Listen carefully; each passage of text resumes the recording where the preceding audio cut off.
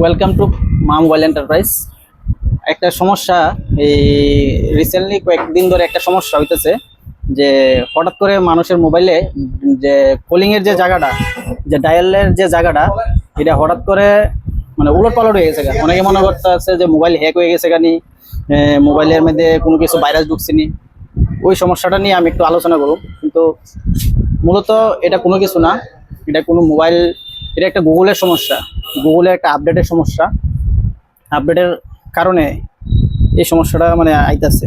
সমস্যাটা হইলে গিয়া মানে অনেকের একটু কাছে না, অনেকের সমস্যাটা হয়েছে গিয়া অনেক সময় কলিং এর জায়গাটা, এই জায়গাটা এইদিকে আসছিল আর এই জায়গাটা এইদিকে আসছিল, ওখানে এটা তোমরা উলট পালট হয়ে গেছে।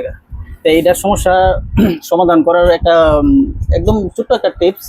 এটা আসলে মূলত কোনো কিছু না, ডরের কোনো কিছু নাই, প্লাস এটা কোনো মানে ভাইরাস টাইরাসও না। এটা সামান্য একটা প্রবলেম, এটা টেকনিক্যাল ইস্যু, যেটা গুগল থেকে এরকম হয়েছে।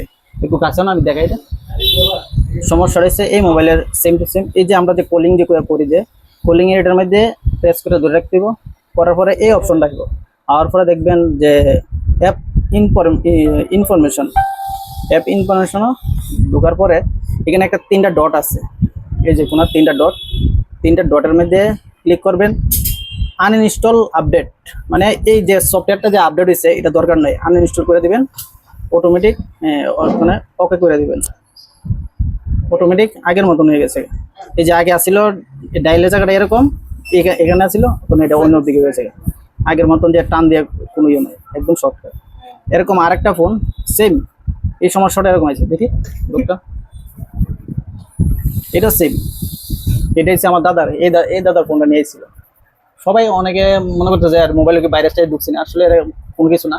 সেম আরেকটা সমস্যা এইটার, সেম এটারও সমস্যা। ডায়াল থাকার কথা, কিপ্যাডের অপশনটা এইদিকে গেছে, এইদিকে এটার মধ্যে প্রেস করে ধরে রাখতে হবে। ধরার পরে অ্যাপ ইনফরমেশন 3টা ডট, আনইনস্টল আপডেট, মানে এই সফটওয়্যারটা আপডেট যে হয়েছে এটা আমার দরকার নাই, সেখানে আবার আগের মতন হয়ে গেছে। Thank you. যারা যারা এই সমস্যা ভুগতেছেন, আমার ভিডিওটা দেখে যদি উপকৃত হয়, তাহলে আমার ভিডিওটা সবাই একটু শেয়ার করে দেন, যাতে অন্যরা এই সমস্যাটা, যে সমস্যা সমাধান মানে যাতে হয় আর কি। এই ভিডিওটা দেখার পরে সবাই থ্যাংক ইউ।